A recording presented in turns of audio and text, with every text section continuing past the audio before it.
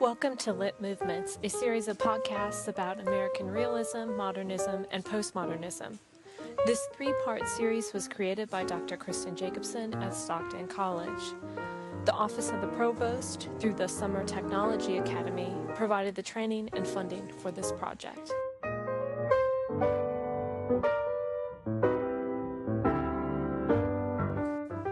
Episode 2, Modernism.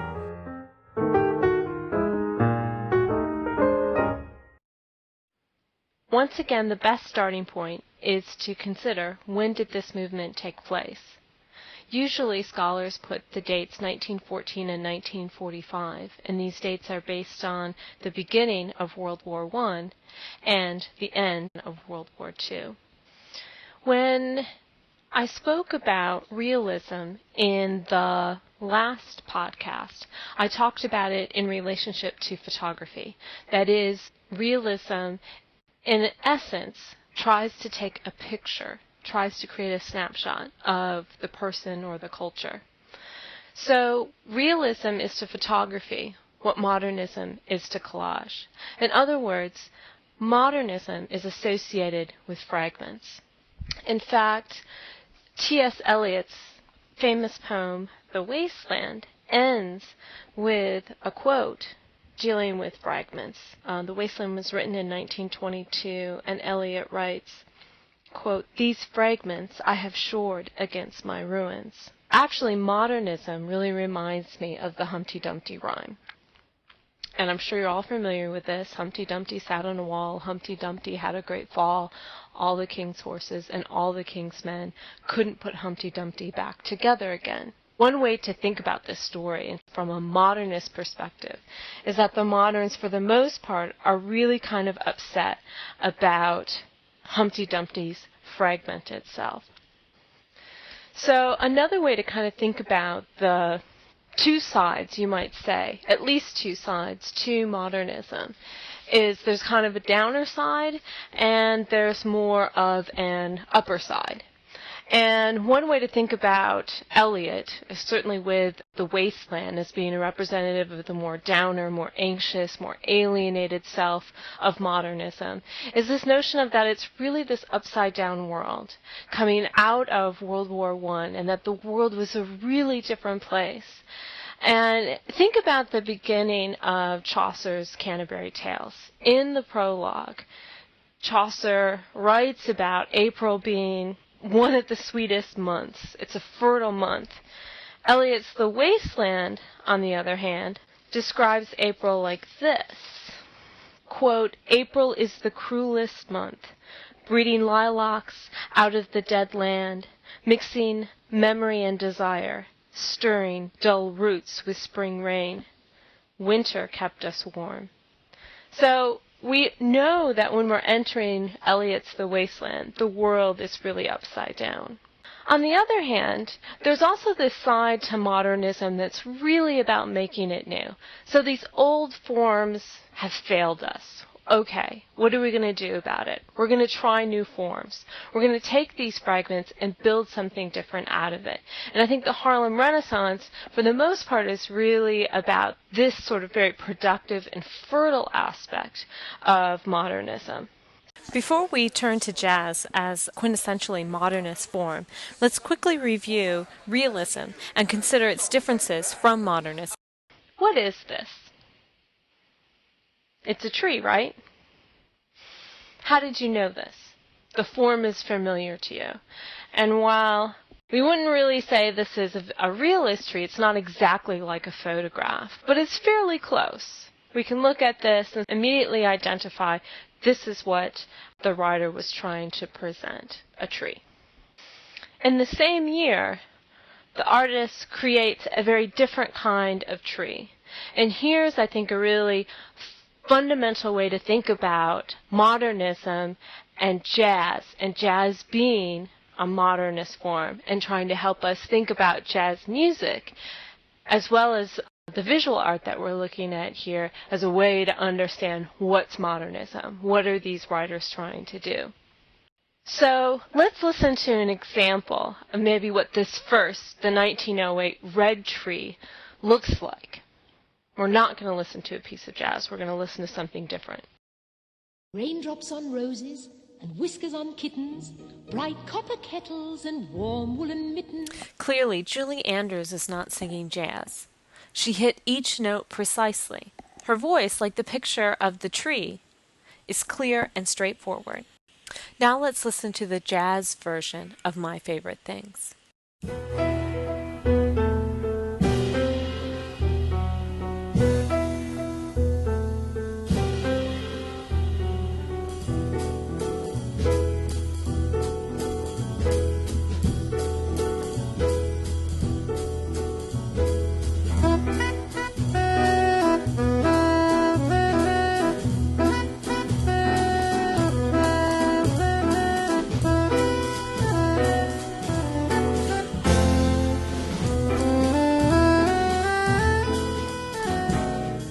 John Coltrane's version of My Favorite Things breaks up the song into fragments and reconstructs it again in ways that I think are frankly far superior to the original version, certainly more interesting.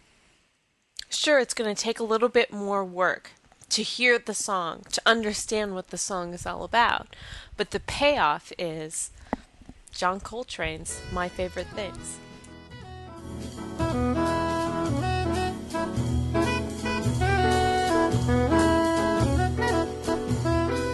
Let's shift here a bit to look at a visual representation of modernism. Here's our modernist tree, and probably its best form, painted in 1911. And you can really see here how the artist is pushing the form. The elements of the tree is still there, the branches, but there's fragmentation. And the reader or the viewer must participate more actively in the construction of this tree. And that's a modernist element that's fundamental to the artwork, to the literature, as well as to the musical modernist form of jazz. Let's peek ahead here a little bit. Wow, what's this? Now I've already established a pattern with all of the other pictures. So, if you've guessed it's a tree, you're right. And part of the reason that you knew that was a tree was precisely because of this pattern that I've set out. But that's really a way that the moderns can get away with playing with form. Plus, it's a way for the moderns to assure active participation. The work requires active participation and attention. And we as listeners or viewers or readers are rewarded when we find that pattern. So here the artist is even pushing the form, we might say, to the absolute limit. There's only the barest fragments, the merest suggestion of the core branches that form that tree where we know, okay, I know what I'm looking at. I know this is a tree. It takes a lot more viewer participation. And in fact, we may say that here the artist has pushed the form so far that he's actually creating a new form, that he's actually creating postmodern form. But we'll save that for the next podcast. So visually here, we might say we have representations from realism, that sort of photographic image of reality, to modernism, to postmodernism. And the common themes that much modernism invokes are issues like fragmentation. So just as the artwork is fragmented, the authors talk about a fragmented world. Think back to T.S. Eliot's The Wasteland. Common themes also include a sense of loss, disillusionment, alienation, and then the ways in which many of those writers and artists try and cope with that feeling that's coming out of post-World War I experience. To cope with those feelings, they look to experimentations with form. such as stream of consciousness, or they used elaborate myths and symbol systems to try and create new orders, new ways, or borrowing from old ways to put those fragments back together again to create some kind of cohesive whole. How are we going to put Humpty Dumpty back together again? Our world has fundamentally changed. What are we going to do with those fragments? Those are the kinds of questions that moderns ask of themselves and try and deal with in their artwork. So when we go back to this image that played a key role in the first podcast about realism, we can begin to think about this question of what it means to be American and how our art reflects and shapes what it means to be American. In the realist period, in the modern period, and even a short 5 years later from that last piece of art. Look at how this idea or the representation of self has changed. So in about 40 years, there's a lot of upheaval in representation. This is this last piece of artwork I want you to look at, because I think it's a good example of the kinds of challenges that modern art, whether it's American or European, asks of its readers or viewers or listeners. What is this?